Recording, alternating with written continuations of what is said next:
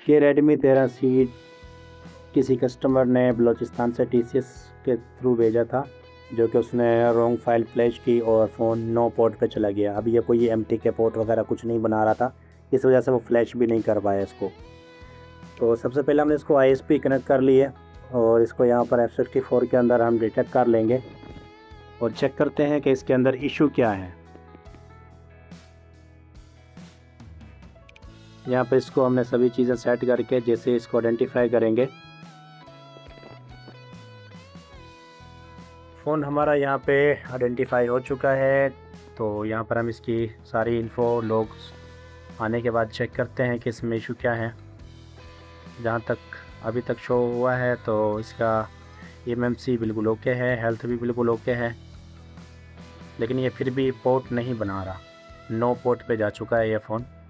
तो किस तरह से हम इसको फिक्स करेंगे वो आपको इस वीडियो में दिखाऊंगा। सबसे पहले तो ये ENG रोम हमारे पास मौजूद है, इसको हम एक्सट्रैक्ट कर लेते हैं जब तक वो हमारे पार्टीशंस लॉग्स वगैरह रीड होता है। तो यहाँ पर ये कुछ बैकअप बनाएगा, वो अपने बनने देना है ऑटो। वैसे फ़ायदा तो इस बैकअप का कुछ है नहीं, क्योंकि इसमें नो पोर्ट पर है फ़ोन, लेकिन फिर भी अब यहाँ पर आप देख सकते हैं इसमें जो इशू है ना, वो ये है कि इस बंदे ने इस फ़ोन के अंदर फ़ाइल जो है वो रॉन्ग फ्लैश की हुई है। फ़ोन है रेडमी 13C, उसने फ्लैश किया हुआ है रेडमी A3 का फर्मवेयर, ठीक है। पोको C61, C61 या रेडमी A3 एक ही मॉडल है दोनों, इनका फर्मवेयर उसने इस पर फ्लैश किया हुआ है, जबकि फ़ोन 13C है और इसमें रोम जो उसने फ्लैश कर दिया है वो रेडमी A3 का कर दिया, जिस वजह से ये फ़ोन नो पोर्ट पे गया है। तो पार्टीशंस वगैरह चेक कर लेंगे, FRP मैंने इसकी रिमूव कर दी है, और उसके बाद हम इसका जो यूज़र एरिया वगैरह है उसको वाइप करेंगे, कम्प्लीटली इसकी फर्मवेयर वाइप करेंगे, पूरे MMC को वाइप करेंगे और उसके बाद इसको रीप्रोग्राम करेंगे और इसका ओरिजिनल जो रोम है जिसका अपना है रेडमी 13C का ENG रोम, इस पर पहले फ्लैश करके चेक करेंगे, देखेंगे फ़ोन हमारा ऑन होता है या नहीं। तो यूज़र एरिया को हमने वाइप किया है, वाइप करने के बाद इसको आइडेंटिफाई किया अगेन। अभी देखते हैं हमारा फ़ोन वाइप हुआ या नहीं। अभी भी इसमें सेम इन्फो है, तो ये वाइप नहीं हुआ सही से, तो इसको अगेन वाइप करेंगे यहाँ से यूज़र पे सिलेक्ट करके और इसको फुल सिलेक्ट करके यहाँ से वाइप कर देंगे। ये इरेजिंग डन हो चुका है। टूल को क्लोज़ करेंगे और दोबारा से टूल को ओपन करेंगे, फ़ोन को दोबारा से डिटेक्ट करेंगे और फिर चेक करेंगे कि हमारा फ़ोन वाइप हुआ या नहीं, क्योंकि इसको फ़ोन को ऑन करने के लिए पहले इसके अंदर जो रॉन्ग फर्मवेयर वगैरह है उसको सबको हमने वाइप करना है, MMC को खाली करना है बिल्कुल, उसको दोबारा रीप्रोग्राम करके फ्लैश करना है। यहाँ पर इसको आइडेंटिफाई किया, हेल्थ बिल्कुल ओके है।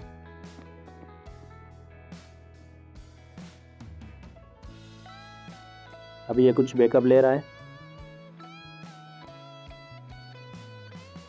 और अब यहाँ पर आप देख सकते हैं MMC हमारी बिल्कुल खाली हो चुकी है, बिल्कुल ही वाइप हो चुका है। इसके अंदर कोई फर्मवेयर अब इस टाइम मौजूद नहीं है। जैसे इसके अंदर बूट A, बूट B और यूज़र की फाइल्स मौजूद है, ठीक है। जो पहले हमें इन्फो शो हो रही थी इसके रोम की, वो इसमें अब नहीं है। MMC हमारी बिल्कुल खाली है। इसकी सारी पार्टीशंस, सारी इसके अंदर जो भी फाइल्स, जो डेटा था, सब वाइप हो चुका है। अगेन मैं चेक करा देता हूँ आपको।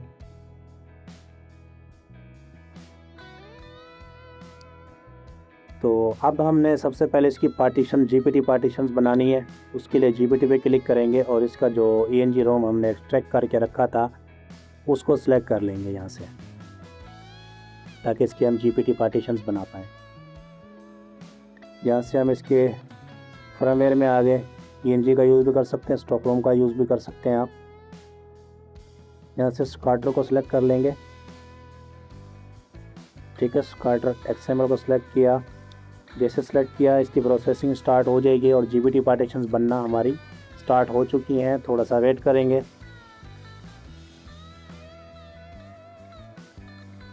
ये सक्सेसफुली GPT पार्टीशंस हमारी बन चुकी हैं। अब इसको अगेन आइडेंटिफाई चेक करेंगे और चेक करेंगे हमारी पार्टीशंस ओके हैं, हुई हैं या नहीं।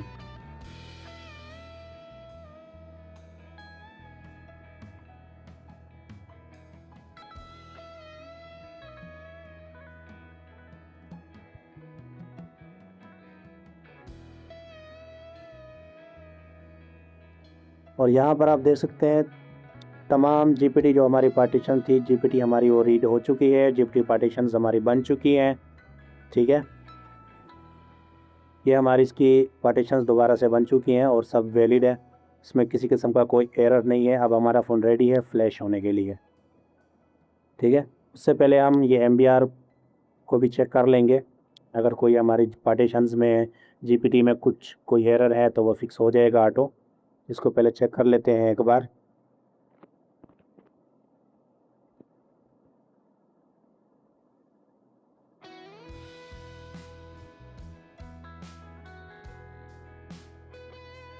یہ بھی سکسیزفلی اوکے ہو چکا ہے. اگین اس کو آئیڈینٹیفائی کریں گے.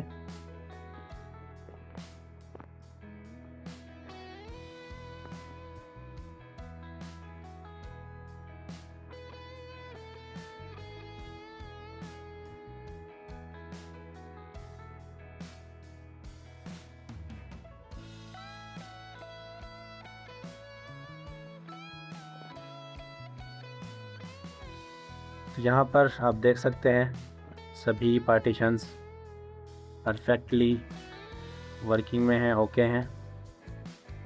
اب پارٹیشن میں چلے جائیں گے اور یہاں سے کسی بھی فائل پہ آپ ڈبل کلک کر لیں گے، یوزر پہ یا بوٹ بی پہ، اور اس کو سلیکٹ کر دیں گے ای این جی روم، ٹھیک ہے. اس کا جو ای این جی روم ہے وہ اس پہ ہم پہلے فلیش کریں گے. آپ اسٹاک روم بھی فلیش کر سکتے ہیں، بٹ اگر ای این جی روم کریں گے تو وہ بیسٹ ہے. میں نے یہاں سے فائل کو لوڈ کر دیا ہے اور یہاں پہ ٹوٹل 32 فائل جو ہیں وہ لوڈ ہوئی ہیں. اور اس کے بعد ہم اس کو جسٹ رائٹ پہ کلک کر دیں گے. آپ یوزر ڈیٹا اگر فلیش کرنا چاہتے ہیں تو یس کیجیے گا، اگر نہیں کرنا چاہتے تو نو کیجیے گا، کیونکہ وہ تھوڑا ٹائم لے جاتا ہے. کیونکہ میں یہاں پہ اے این جی رائٹ کر رہا ہوں تو میں نے یس کیا ہے. اگر اسٹاک روم رائٹ کریں تو آپ ای این جی یوزر ڈیٹا کو انٹک کر دیجیے گا، فلیش نہ کیجیے گا، نہیں تو ٹائم بہت زیادہ اس پہ لگ سکتا ہے. یہاں پر ہمارا فلیشنگ پروسیس سٹارٹ ہو چکا ہے. یہ کمپلیٹ ہونے کے بعد ہم چیک کریں گے کہ ہمارا فون آن ہوتا ہے یا نہیں. ویڈیو کو مزید میں نے تھوڑا سا فاسٹ فارورڈ بھی کر دیا ہے تاکہ بہت زیادہ ٹائم نہ لگے، کیونکہ اس میں تھوڑا ٹائم لگ جاتا ہے. تو جب تک ہمارا فون فلیش ہو رہا ہے آپ چینل کو سبسکرائب، ویڈیو کو لائک، شیئر اور کمنٹ ضرور کیجیے گا. اگر آپ کا اس کے ریلیٹڈ کوئی کویشچن ہے یا کسی اور ٹاپک پہ، کسی اور ماڈل کے اوپر آپ ویڈیو چاہتے ہیں تو آپ کمنٹ میں بتا سکتے ہیں.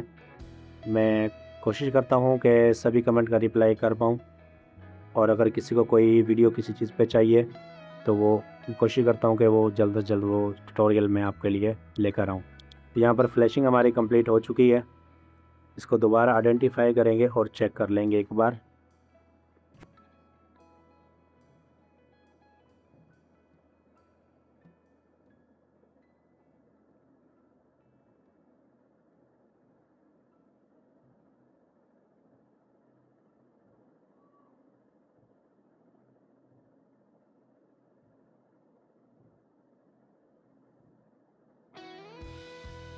یہاں پر آپ دیکھ سکتے ہیں ہمارے سارے اینڈرائڈ ان فون نکل کے آ چکی ہے. جو کہ پہلے ریڈمی A3 شو ہو رہا تھا وہ اب ریڈمی 13C اور پوکو C61 شو ہو رہا تھا. پوکو C65 ابھی شو ہو رہا ہے. اوریجنل اس کا جو یہ ماڈل ہے سیم وہی اس پہ شو ہو رہا ہے. اس کے بعد اگین ایک بار آپ جی P T M B are check کر لیں گے.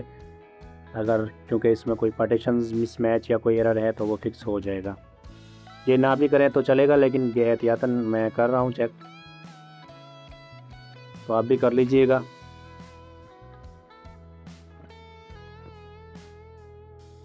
اب یہاں پر یہ سکسیزفلی اوکے ہو چکا ہے، ٹھیک ہے.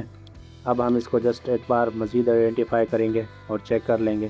اس کے بعد فون کو ڈسکنیکٹ کریں گے آئی ایس پی جمپرز وغیرہ، اور فون کو چیک کریں گے کہ ہمارا فون آن ہوا ہے یا نہیں. میں آپ کو دکھاتا ہوں. اگر ویڈیو آپ کو اچھی لگی ہو تو چینل کو سبسکرائب، ویڈیو کو لائک، کمنٹ ضرور کیجیے گا. کمنٹ میں اپنی رائے کا اظہار ضرور کیجیے گا.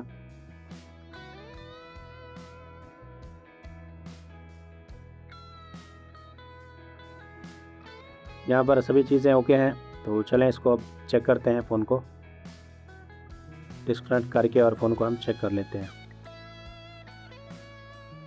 सभी चीज़ें बिल्कुल ओके हैं। अब ये फ़ोन को मैंने डिस्कनेक्ट कर लिया है और इसको मैं ऑन कर लिया है। फ़ोन आपके सामने है, फ़ोन हमारा ऑन हो चुका है और IMEI नंबर अगर आप देखें तो वो नहीं है इसमें। बेसबैंड वर्जन इसका ओके है। नेक्स्ट वीडियो मैंने इसकी बना दी है कि इसका IMEI नंबर किस तरह से आपने ओके करना है, ठीक है। वो उस वीडियो का लिंक आपको डिस्क्रिप्शन में मिल जाएगा, वहाँ से जाके आप इसका IMEI रिपेयर का प्रोसेस भी देख सकते हैं। वीडियो लास्ट तक देखने के लिए थैंक्स फॉर वाचिंग। चैनल को इसी तरह से सपोर्ट करते रहिएगा। Thanks for watching.